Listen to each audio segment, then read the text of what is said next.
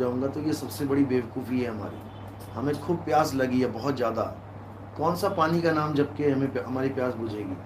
जितनी मर्जी देर करते रहो, पानी पानी, जल जल, वाटर वाटर, कभी भी प्यास नहीं बुझने वाली। हमें भूख लगी है, हम बढ़िया बढ़िया व्यंजनों के नाम लेते रहे, आलू गोभी, मटर पनीर, जो मर्जी बोलते रहो, जपते रहो, उससे भूख हटने वाली नहीं है। भूख किससे हटेगी, प्यास किससे हटेगी? वस्तु से। वो वस्तु जानो कि वो वस्तु क्या है। पानी पानी नहीं रटना है, पानी वस्तु है क्या, उसकी खोज करो। तब जब वो वस्तु मिलेगी तो आपकी प्यास बुझेगी। नहीं तो एक प्यासा पानी पानी पानी रटता रटता प्यासा मर जाएगा। पानी पानी बोलकर भी प्यास नहीं खत्म हो पाएगी, मर जाएगा पानी पानी बोलता। क्या फायदा उस पानी का जो बोल बोल के मर गया, प्यास आई। इससे अच्छा बोलना छोड़ देता और खोजना शुरू करता, कहीं ना कहीं मिलता ना पानी। कबीर साहब कह रहे हैं, वस्तु कहीं ढूंढे कहीं और कैसे लागे हाथ, गुप्त वस्तु तब मिले भेदी लीजे साथ। और भेदी लीना साथ में दीनी वस्तु लखाए, और कोटि जन्म का पंथ था पल में पहुंचा जाए। वस्तु कहाँ है? मंदिर में पड़ी है क्या? चलो चलते हैं लेने, मंदिर में पड़ी है तो उठा लाते हैं घर, फिर मंदिर क्यों जाना पड़ेगा? अगर मंदिर में वस्तु है तो उठा लाते हैं, घर में रख लेते हैं, मंदिर जाने का काम ही नहीं। अगर तीर्थों में पड़ी है, ले चलते हैं, ट्रक ले चलते हैं, उठा के ले आते हैं सामान, कौन सा पड़ा है तीर्थों में। तो कह रहे वस्तु कहीं ढूंढे कहीं। अरे जहां वस्तु है वहां तो तू ढूंढ ही नहीं रहा है। कहाँ है वस्तु? वस्तु मेरे पास में, मोको कहाँ ढूंढे रे बंदे, मैं तो तेरे पास में। नाम है ना मंदिर में, ना मस्जिद में, ना काबे कैलाश में। बिल्कुल मना। नाम है जप में, जो तुम जप रहे हो, कोई भी नाम जप रहे हो, अक्षर जप रहे हो तुम। अक्षर क्या जप रहे हो? का खा गा गा चा छा जा, ABCD में जितने अक्षर हैं, का खा गा में जितने अक्षर हैं, अगर तुम वो सब जपने लग जाओ, अंग्रेजी के 26 अक्षर, हिंदी के 52 अक्षर, तो तुम सारे भगवानों के नाम उसी में से जप लोगे। समझ रहे हो? अगर आ ई उ तुम जपने लग जाओ 52 अक्षर रोज, तो तुम्हें अलग से किसी भगवान के नाम जपने की जरूरत नहीं पड़ेगी। क्योंकि अगर तुम सोच रहे हो कि रा और माँ, इसको जप के मेरी मुक्ति होगी, तो या रा ला वा पा फा बा भा मा आ गया उसी में। ऐसा कोई नाम ही नहीं है जो उन 52 अक्षरों में नहीं है।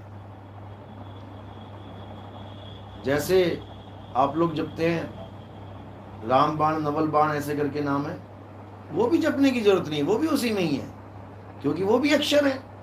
राम अक्षर है, अल्लाह अक्षर है, वाहिगुरु अक्षर है, कबीर अक्षर है, नानक अक्षर है, सारे अक्षर ही तो हैं। अक्षरों को जपने से परमात्मा नहीं मिलता। जैसे पानी, वाटर, जल, नीर, तोहे, ये सब अक्षर हैं, इनको जपने से परमात्मा, इनको जपने से पानी नहीं मिलता। पानी चाहिए, अक्षर छोड़, गड्ढा खोद। और जब गड्ढा खोदते जाओगे तो वो कुएं का रूप ले लेगा। पहले तो गड्ढा ही होगा। अब एक दिन तुमने गड्ढा खोदा, बंदा कहेगा क्या खोद रहा है, गड्ढा क्यों कर दिया यहाँ पे? वो गड्ढा तब तक बोलेगा जब तक उसमें पानी नहीं आ गया। और जैसे ही पानी आ गया उसमें, अब गड्ढा कौन बोलेगा उसे? अब क्या बोलेंगे उसे?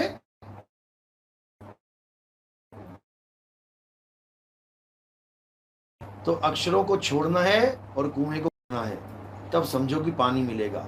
ना मैं त्रिकुटी भंवर गुफा में, ना श्वासों की श्वास में, नहीं प्राण में, नहीं में, इस काया में भी नहीं हूं मैं, कि कोई सोचे कि काया के अंदर परमात्मा बैठा है। बिल्कुल नहीं। नहीं प्राण में, नहीं पिंड में, ना ब्रह्मांड आकाश में। कोई सोचे भगवान ब्रह्मांड में बैठा है, सातवें बादल के ऊपर बैठा है, सातवें आसमान में बैठा है, वहां पर भी नहीं बैठा है। कहाँ है? मैं तो तेरे पास में। अब ये पास कैसे पता लगेगा? जब एक भेदी गुरु तुम्हारे जीवन में आएगा, वो तुम्हें बताएगा ये पास है क्या चीज। जैसे कोई चीज तुम्हारे पास है लेकिन पीठ के पीछे है, ये मोबाइल पड़ा है, पीठ के पीछे पड़ा है, बिल्कुल पास, अब मैं ढूंढ रहा हूं यार, पता नहीं कहाँ चला गया। अब क्या करना है? अब गुरु धारण करना है जो तुम्हें भेद बता दे। क्या बताएगा वो? केवल उलटना है, कोई नाम नहीं जपना, मोबाइल नहीं जपना। वस्तु तेरे पास में है, बस उसका भेद प्राप्त कर।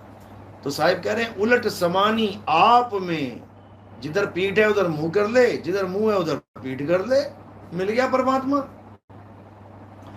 उलट समानी आप में प्रगटी ज्योत अनंत, साहिब सेवक एक संग खेले सदा बसंत। केवल उलटना ही है, और जो उलट जाएगा उसको परमात्मा मिल जाएगा। तो उलटना किसको है? मैं थोड़ी नहीं उल्टूंगा कि मेरे पीछे खड़ा है। कौन उल्टेगी? सुरता उल्टेगी, सुरत। क्यों? सुरत फंसी संसार में और तासे पर गई दूर, सुरत बांध स्थिर करो आठों पहर हुजूर। जहां पर भेद बताया जाएगा, गुरु ज्ञान देगा, वहां पर आपने अपनी सूरत को लगा लेना है और कुछ नहीं करना है।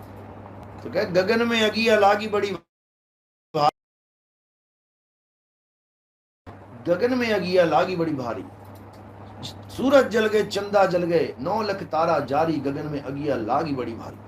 कहते कहें कबीर सोई जन बच गए, जिन शब्द में सूरत संभारी, गगन में अगिया लागी बड़ी भारी। केवल वो बचेगा जिसने शब्द में सूरत को स्थिर कर लिया, नहीं तो नहीं बचेगा। अब कौन सा शब्द? शब्दों का बड़ा झगड़ा है। ऐसा कोई गुरु नहीं है पूरे संसार में जो तुम्हें शब्द ना दे। जाके तो देखो तुम। अब शब्दों की वैरायटी जान लो पहले। जैसे किरण हंस जी ने सवाल किया कि गुरुजी भक्ति तो कई प्रकार की है, हर गुरु कुछ ना कुछ भक्ति दे रहा है, लेकिन असली भक्ति क्या है? इसी प्रकार शब्द कई प्रकार के हैं, क्योंकि शब्द की भक्ति है। बिना शब्द के भक्ति करके दिखाए कोई? आज परमात्मा के नाम पे क्या दिया जा रहा है? शब्द ही तो दिए जा रहे हैं। किसी भी गुरु के पास चले जाओ, क्या देगा तुम्हें? हिंदी के शब्द। अगर हिंदुस्तानी गुरु और चेला है, अंग्रेज गुरु और चेला हुए तो हिंदी के शब्द देगा वो। फिर कौन से देगा? अंग्रेजी के। अरब देश का गुरु और चेला है, कौन से शब्द देगा? अरबी के। जापान देश का जापानी के, चीन देश का चाइनीज के। तो एक तो ये शब्द हो गए जो भाषाओं के शब्द होते हैं, इसको रिजेक्ट मार दो, बिल्कुल रिजेक्ट मार दो। कोई हिंदी में नाम दे नहीं लेना, कोई अरबी में नाम दे नहीं लेना, क्योंकि नाम किसी भाषा का गुलाम नहीं है, नहीं है। ये भाषाएं, ये नाम किसने बनाए हैं? अलग अलग देशवासियों ने। हिंदुस्तानियों ने हिंदी के नाम बना लिए, अरब देश वालों ने अरबी के नाम बना लिए, अंग्रेजों ने अंग्रेजी के नाम बना लिए। ये तो फैक्ट्री लगी है, जितने मर्जी बनाते रहो। तुमने ईंट बनाना सीख लिया, अब तुम चाहे मकान बनाओ, चाहे दुकान बनाओ, चाहे बंगला बनाओ, चाहे खंबा बनाओ, चाहे स्विमिंग पूल बनाओ, हर जगह ईंट लगा दोगे तुम, बना दोगे कुछ ना कुछ। अब ईंट ना होती, बना के दिखाओ कुछ। अक्षर खोज लिए, अक्षर ही ईंट है। ईंट क्या है? दीवार की सिंगल इकाई। दीवार कहने में दीवार है, लेकिन है क्या ये? अभी गिरा दो इसको तो क्या मिलेंगी? ईंटें ईंटें। अब ईंट जो गिर गई हैं उसको दीवार कह के दिखाए कोई? नहीं कहेगा। जब ये खड़ी है एक दूसरे के ऊपर तो दीवार है। अब इसी को गोल गोल गोल गोल कर दिया तो वही ईंट का क्या बन गया? खंबा। अब उसको दीवार कह के दिखाए कोई? अब उसको खंबा कहेंगे। उस खंबे को गिरा दिया, फिर ईंट ईंट अलग हो गई, अब उसको खंबा कह सकता है कोई? कोई नहीं कह सकता। फिर वो ईंट हो गई। इसी प्रकार एक ईंट से तुम जो मर्जी बना लो। इसी प्रकार जो तुमने अक्षर बना लिए हैं, आ आ ई का खा गा चा डा ठा डा पा पा, जितने मर्जी नाम बना लो भाई तुम, जितने मर्जी जातों के नाम बना लो। मैं ब्राह्मण, मैं शूद्र, मैं वैश्य, मैं क्षत्रिय, ये अक्षर हटा दूं ना, तुम्हारी सबकी जात पात खत्म हो जाएगी, सारे धर्म खत्म हो जाएंगे। हिंदू मुस्लिम सिख ईसाई कैसे बने हैं ये? इन्हीं ईंटों से, इन्हीं अक्षरों से। अक्षर हटा दूं, अब बताओ तुम क्या तुम्हारा धर्म है? हिंदू का हा कहां से आएगा? मुसलमान का मां कहां से आएगा? ईसाई का ई कहां से आएगा? सब खत्म। कबीर साहब जड़ को खत्म करते हैं। ये जड़ है, 52 अक्षर जड़ है, सारे धर्मों की, सारी जात पात की, सब नामों की। इसीलिए साहिब कह रहे हैं 52 अक्षर जोरे आन और सकिया न अक्षर एक पहचान। यहां पर 2 अक्षरों की बात हो गई। एक तो जो तुमने जोड़ जोड़ के बना लिए, 52 अक्षर जोड़े आन, और एक अक्षर वो है जिसको अविनाशी कहते हैं। अक्षर का मतलब क्या होता है संस्कृत में? शर मतलब नाशवान, आगे आ लग गया, अक्षर यानी अविनाशी। और वो अविनाशी क्या है? आत्मा ही अविनाशी है। हे अर्जुन, आत्मा का ना तो कभी जन्म होता है, आत्मा की कभी मृत्यु नहीं होती। आत्मा को ना तो कोई शस्त्र काट सकता है, ना अग्नि जला सकती है, ना वायु सुखा सकती है, ना जल भिगो सकता है। आत्मा को प्राप्त करना ही जीव का परम लक्ष्य है। किसका? जीव का। अब कोई कहे जीव ही परमात्मा है, जीव ही आत्मा है, उससे बड़ा मूर्ख नहीं है इस दुनिया में कोई जो जीव को परमात्मा कहता है। समझो इस बात को, जब तक समझोगे नहीं तब तक कल्याण होगा नहीं।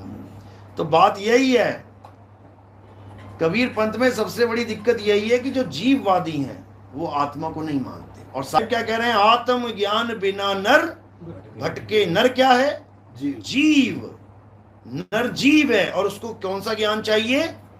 आत्म ज्ञान, नित्य खुद का। बस ये समझना है। अब आत्म ज्ञान को क्या कहते हैं? पीव ज्ञान। जीव, जीव क्या हो गया?